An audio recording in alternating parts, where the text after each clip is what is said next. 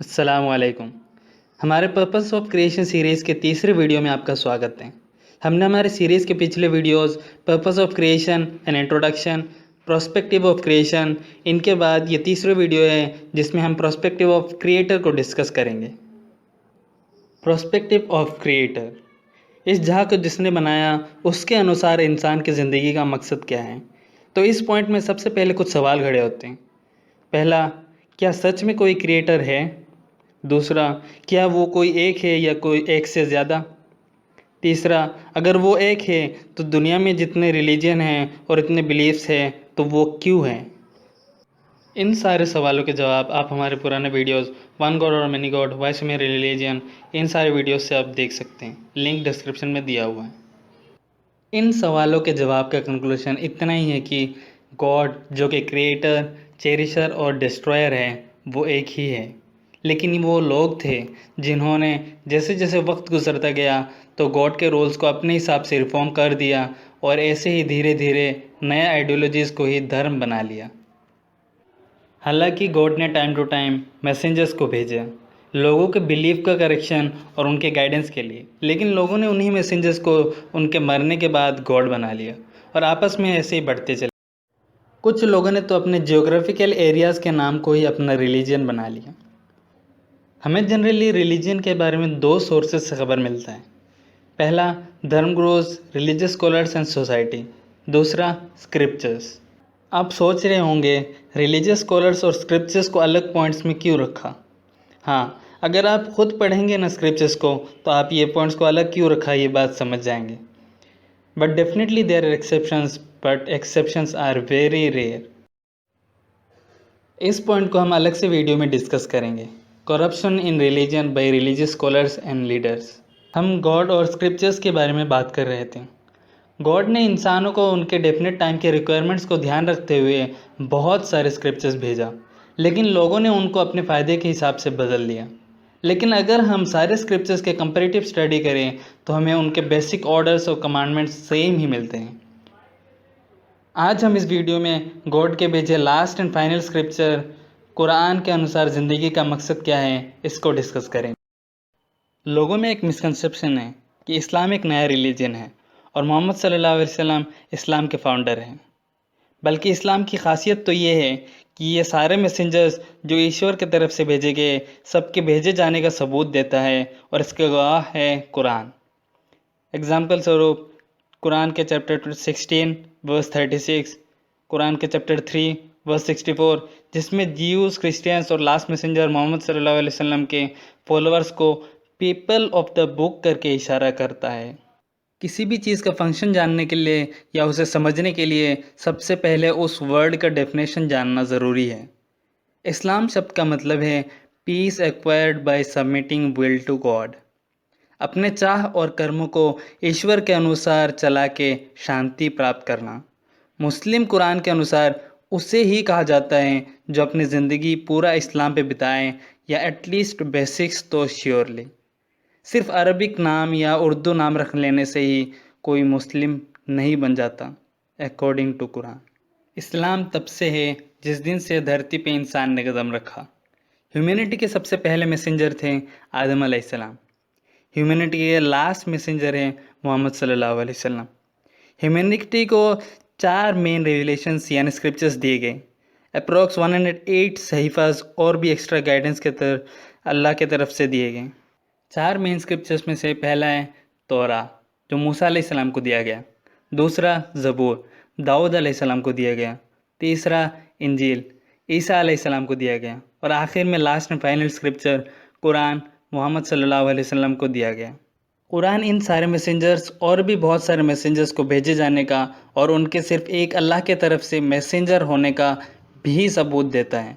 Example स्वरूप Quran के chapter 35 verse 24, chapter 13 verse 7, chapter 3 verse 52, chapter 3 verse 67। अब to conclude, अगर गॉड एक है, क्रिएटर एक ही है और ह्यूमैनिटी भी एक ही है तो पक्का religion, way of life from God एक ही होना पड़ेगा। नहीं तो दुनिया में पीस कायम करना मुश्किल हो जाएगा और गॉड के लिए जस्टिस भी। इसीलिए कुरान के चैप्टर 3 वर्स 19 में अल्लाह फरमाते हैं, दीन, वे ऑफ लाइफ तो अल्लाह के स्पष्ट में इस्लाम ही है। तो आइए अब डिस्कस करते हैं purpose of creation according to Allah सुब्हानहू व तआला। तो अल्लाह सुब्हानहू व तआला ने इंसान को बनाया तो क्यों बनाया? अल्लाह सुब्हानहू व तआला कुरान के सूरा 40 वर्स नंबर 57 में फरमाते हैं, निस्संदेह आकाश और धरती को पैदा करना लोगों को पैदा करने की अपेक्षा अधिक बड़ा काम है, किंतु अधिकतर लोग नहीं जानते। लोग समझते हैं कि वो बेस्ट क्रिएशन है, लेकिन अल्लाह कह रहे हैं कि धरती और आकाश में इंसान से भी ज़्यादा बेहतर क्रिएशंस हैं और उनको बनाना इंसान को बनाने से भी ज़्यादा बेहतर काम है। कुरान में अल्लाह के एट्रीब्यूट्स यानी क्वालिटीज़ में से एक है क्रिएटर यानी सृष्टा। कुरान के सूरा 23 वर्स नंबर 14 में अल्लाह फरमाते हैं, फिर हमने उस बूंद को लोथड़े का रूप दिया, फिर हमने उस लोथड़े को बोटी का रूप दिया, फिर हमने उन हड्डियों पर मांस चढ़ाया, फिर हमने उसे एक दूसरे ही सर्जन रूप देकर खड़ा किया। अतः बहुत ही बरकत वाला है अल्लाह, सबसे उत्तम सृष्टा। अगर अल्लाह क्रिएटर है तो श्योरली उनका कोई क्रिएशन होना ही पड़ेगा, लेकिन इसका ये मतलब नहीं है कि वो किसी और चीज़ पे डिपेंडेंट है क्रिएशन को बनाने के लिए, और ना ही अल्लाह सुब्हानहू व तआला अपने क्रिएशन पर डिपेंडेंट है। अल्लाह सुब्हानहू व तआला कुरान के सूरा 39 वर्स नंबर 62 में फरमाते हैं, अल्लाह हर चीज़ के सृष्टा हैं और वो हर चीज़ के ज़िम्मा लेते हैं। इस पॉइंट को समझने के लिए दो अरबिक वर्ड खालिक और खलका पर नज़र डालते हैं। क्रिएटर का अरबिक वर्ड है खालिक और टू क्रिएट कोई चीज़ को बनाना इसका अरबिक वर्ड है खलका। खलका वर्ड के दो मीनिंग हैं। पहला, to create something from nothing, किसी और चीज़ से कुछ बनाना। एग्ज़ाम्पल है इंसानों के बच्चे, एक चेयर या टेबल। ये है एक लिमिटेड टाइप ऑफ क्रिएशन जिसमें किसी और चीज़ का मदद लेना पड़ता है किसी और चीज़ को बनाने के लिए। दूसरा मीनिंग है to create something from nothing. ये true and ultimate type of creation है। ये अल्लाह सुब्हानहू व तआला के अलावा कोई और कर ही नहीं सकता। और इसी तरह अल्लाह के और भी नाम है कुरान में, 99 एट्रीब्यूट्स है। ये नाम उनकी क्वालिटीज़ पे है और ना कि ये अलग अलग शख्स के नाम हैं। अब हम बात करेंगे क्रिएशन में से सबसे यूनिक क्रिएशन ह्यूमन बींग्स पे। इंसान एक यूनिक क्रिएशन है। यूनिक है क्योंकि हमारे पास फ्री विल है, या तो हम अल्लाह के कमांडमेंट्स को माने या फिर छोड़ दें। और इसीलिए कि हमारे पास फ्री विल है तभी चांसेस है कि हमसे गुनाह हो, और इसलिए कि हमसे गुनाह हो सकते हैं तो इसलिए अल्लाह ने कुरान में बता दी अपने क्वालिटीज़, जैसे अर्रहमान बहुत ही मेहरबान, अल गफ़्फ़ार माफ़ करने वाला। अब फ्री विल के बाद पे एक सवाल खड़ा होता है कि रिलीजियस लोग मानते हैं जो हो रहा है वो सब लिखा हुआ है, और फिर फ्री विल की भी बात करते हैं। ये दोनों कंसेप्ट आपस में ही कॉन्ट्रडिक्ट करते हैं, तो सच क्या है? इस पॉइंट को हम आगे डिस्कस करेंगे। पहले कुरान का direct answer to the question of purpose of life, इसको जान लेते हैं। कुरान के चैप्टर 67 वर्स 2 में अल्लाह फरमाते हैं, वो अल्लाह है जिसने पैदा किया मृत्यु और जीवन को, ताकि तुम्हारी परीक्षा करे कि तुम में कर्म की दृष्टि से कौन सबसे अच्छा है। कुरान के चैप्टर 3 वर्स 185 में अल्लाह फरमाते हैं, प्रत्येक जीव मृत्यु का मज़ा चखने वाला है और तुम्हें तो क़यामत के दिन पूरा पूरा बदला दिया जाएगा। अतः जिसे आग जहन्नम से हटाकर जन्नत में दाखिल कर दिया गया वह सफल रहा, और रहा सांसारिक जीवन तो वो माया सामग्री के सिवा और कुछ भी नहीं। इसका मतलब है इंसान की ज़िंदगी इस दुनिया में एक टेस्ट है जिसका पूरा पूरा फल रिज़ल्ट आफ्टर लाइफ यानी क़यामत के दिन दिया जाएगा।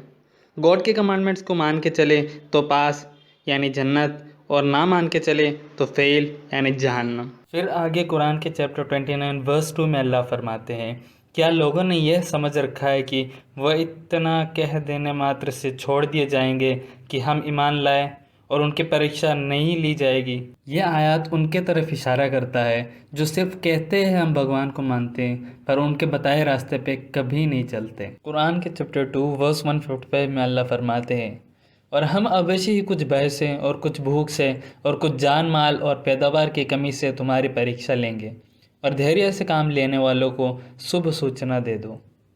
अल्लाह अलग अलग लोगों को अलग अलग तरीक़ों से परीक्षा लेते हैं, लेकिन अल्लाह जैसे कुरान के चैप्टर 2 वर्स 286 में फरमाते हैं, अल्लाह किसी जीव पर बस उसके सामर्थ्य और समाय के अनुसार ही दायित्व का भार डालता है। उसका है जो उसने कमाया और उसी पर उसका बवाल आपदा है जो उसने किया। और आगे कंटिन्यू करके दुआ भी बता दिया कि अल्लाह से इस मामले में कैसे मदद मांगी जाए। जनरली लोग एक सवाल पूछते हैं कि ईश्वर कितना गलत है कि उन्होंने किसी इंसान को गरीब, किसी को अमीर, किसी को अपाहिज, बीमार, किसी को और कोई कमियां या फिर कुछ अच्छे चीज़ें देकर पैदा किया। तो ईश्वर ने ऐसा क्यों किया? क्या ये ईश्वर ने इंसानों के साथ भेदभाव नहीं किया? और इसी सवाल का जवाब बहुत सारे रिलीजियस स्कॉलर्स नहीं दे पाए, तो उन्होंने अपना ही एक फ़िलोसफी डाल दिया जिसे कहते हैं फ़िलोसफी ऑफ समसारा, यानी life death and it continues. कि रूह यानी सोल एक इंसान के बनने के बाद दूसरे बॉडी के ज़रिए वापस दुनिया में आ जाता है, और अगर उसने पिछले जन्म में अच्छे कर्म किए तो वह अमीर और हेल्दी यानी एक अच्छा किस्मत के साथ पैदा होता है, और अगर कुछ गलत कर्म किए तो पिछले जन्म के उन कर्मों की वजह से वो इस जन्म में गरीब, अनहेल्दी यानी कि एक बुरे किस्मत के साथ पैदा होता है।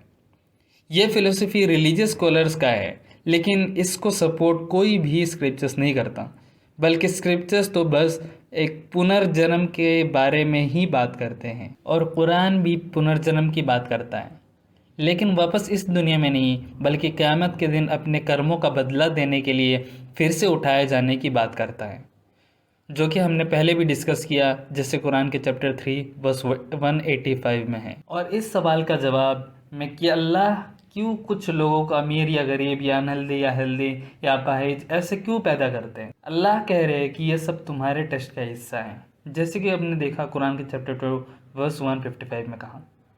आगे कुरान के चैप्टर 8 वर्स 28 में अल्लाह फरमाते हैं, और जान रखो कि तुम्हारे माल और तुम्हारे संतान परीक्षा सामग्री है, और यह कि अल्लाह के पास बड़ा प्रतिदान है।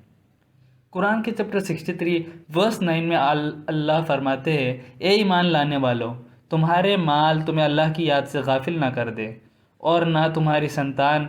जो कोई ऐसा करे तो ऐसा ही लोग घाटे में हैं और घाटे में रहने वाले हैं। इस्लाम के बेसिक फंडामेंटल्स में से एक है ज़कात। हर अमीर इंसान जिसके पास निसाब लेवल यानी 85 ग्राम गोल्ड से ज़्यादा सेविंग है, उसको उतने सेविंग के 2.5% हर साल चैरिटी यानी दान में ज़रूरतमंदों को देना ही पड़ेगा। तो ये टेस्ट अमीर लोगों के लिए है, गरीब को इस टेस्ट का सामना ही नहीं करना पड़ेगा और वो पास हो जाएगा। लेकिन अमीर अगर ज़कात दे तभी ये टेस्ट पास कर सकता है। कंक्लूजन यही है कि धन तभी एक ब्लेसिंग माना जाएगा जब उसका पूरा सही इस्तेमाल किया जाएगा। इसी तरह हेल्थ यानी स्वास्थ्य और बच्चे, ये भी एक टेस्ट का ही हिस्सा है। एक और बहुत बड़ा टेस्ट है जो कि है कंटेंटमेंट का यानी संतोष का। Being content here means having patience and being thankful to Allah and seeking help from him in any situation और conditions of life. Sahih Bukhari volume 8 हदीस नंबर 447 में मोहम्मद सल्लल्लाहु अलैहि वसल्लम फरमाते हैं, अगर आदम के बेटे के पास एक सोने से भरी घाटी होती तो वो 2 घाटियों को पसंद करता, और उसका मुंह तो केवल कब्र की मिट्टी ही भरता है, और अल्लाह उसे माफ़ कर देते हैं जो उसके लिए पश्चाताप करता है। कुरान के चैप्टर 4 वर्स 32 में भी अल्लाह फरमाते हैं, उसकी कामना ना करो जिसमें अल्लाह ने तुम्हें किसी को किसी से ऊंचा रखा है। ज़्यादातर लोग अपने सिचुएशन को लेकर ज़िंदगी में संतोष नहीं रहते। अल्लाह फरमाते हैं कि इंसान की ज़िंदगी में कोई भी हालात आए, चाहे वो एक ब्लेसिंग हो या फिर कोई कैलामिटी हो, दोनों ही एक टेस्ट है। जब लाइफ में कोई कैलामिटी यानी कोई प्रॉब्लम आ जाए तो धैर्य के साथ काम ले और अल्लाह से मदद मांगे, और जब भी कोई ब्लेसिंग्स मिले तो उसका सही इस्तेमाल करे और अल्लाह का शुक्र अदा करें। यही करके हम टेस्ट को पास कर सकते हैं। रिलीजियस लोग हमेशा एक कंप्लेन करते हैं कि हमारी प्रेयर्स यानी दुआओं का अल्लाह जवाब नहीं दे रहे हैं। हालांकि अल्लाह कुरान के चैप्टर 40 वर्स 60 में फरमाते हैं, तुम मुझे पुकारो मैं तुम्हारे प्रार्थनाएं स्वीकार करूँगा। अल्लाह इसी सवाल का जवाब कुरान के चैप्टर 2 वर्स 216 में दे चुके, जहाँ अल्लाह फरमाते हैं, बहुत संभव है कि कोई चीज़ तुम्हें पसंद ना हो और वो तुम्हारे लिए अच्छा हो, और बहुत संभव है कि कोई चीज़ तुम्हें प्रिय या पसंद हो और वो तुम्हारे लिए बुरी हो। तुम नहीं जानते लेकिन अल्लाह जानते हैं। एग्जाम्पल स्वरूप, कोई लड़का बाइक पाने के लिए अल्लाह से दुआ कर रहा है, लेकिन अल्लाह को पता है कि बाइक से इसको एक्सीडेंट के चांसेस हैं। तो एक्चुअली अल्लाह इसकी इस दुआ को पूरा ना करके भी इसका दुआ ही पूरा कर रहे हैं, क्योंकि अल्लाह उससे बाइक, जो कि इस लड़के के लिए लगता है कि उसके लिए एक ब्लेसिंग होगा, उस ब्लेसिंग के जो वर्स पार्ट है उससे अल्लाह उसको बचा रहे हैं।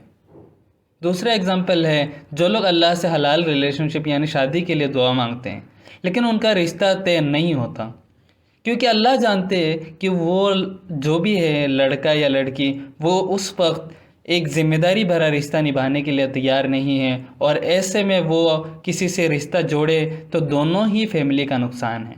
तो इसी तरह हमने देखा कि जो भी कैलामिटी या सिचुएशन इंसान की ज़िंदगी में आता है वो एक टेस्ट है, और इंसान को संतोष होकर उस सिचुएशन से जूझना है, और इसीलिए इस्लाम में सुसाइड हराम है। कुरान के चैप्टर 4 वर्स 29 में अल्लाह फरमाते हैं, एक दूसरे को या ख़ुद को मत मारो, निस्संदेह अल्लाह तुम पे बहुत दयावान है।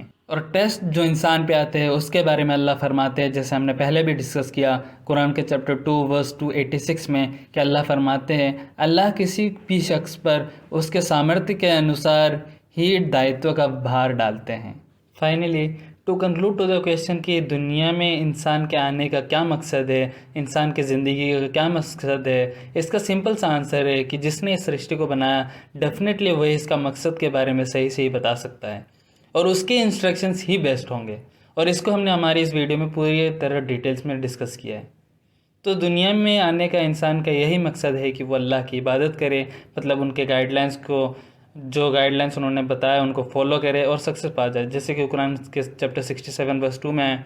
लेकिन फॉलो करने से पहले उनके इंस्ट्रक्शंस और गाइडलाइंस के बारे में और अल्लाह को जानने के लिए नॉलेज गेन करें, जैसे कुरान के चैप्टर 17 वर्स 36 में अल्लाह फरमाते हैं, और जिस चीज़ का तुम्हें ज्ञान ना हो तो उसके पीछे ना लगो, निस्संदेह कान, आँख और दिल, इनमें से प्रत्येक के विषय में पूछा जाएगा।